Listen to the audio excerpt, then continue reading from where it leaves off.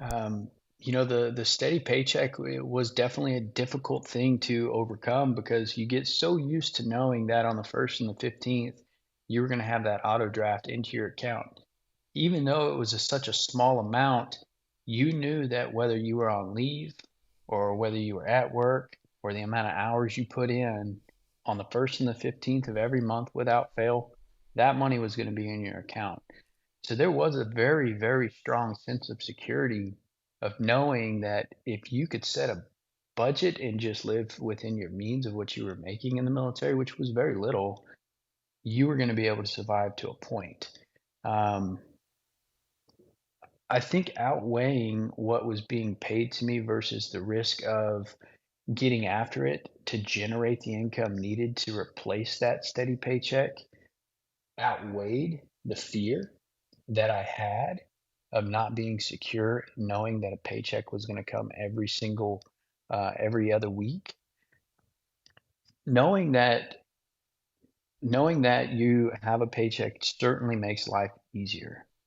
But when that paycheck barely Right. covers the expenses that you have, it's still very stressful and you still have a very large amount of insecurity with it because you can't do anything else. You can't go out to dinner. You can't take your kids to the grocery store and splurge on that candy bar as you're walking through the aisle that every kid's going to ask for. Hmm. You're going to be Yeah. standing there and they're going to say, "Hey, I really want that Snickers bar," and you're going to have to tell them every single time, "Sorry, I'm on a tight budget. I can't afford that." And Yeah. and that motivation for me way outweighed the fear of not having that steady paycheck. So I always had my why in place, which I think is most important for people when they're starting their own business and when they truly want to create their own financial security is having a good why attached to it. And that why for me was my family because I knew what the financial struggle felt like. I knew I didn't want that anymore.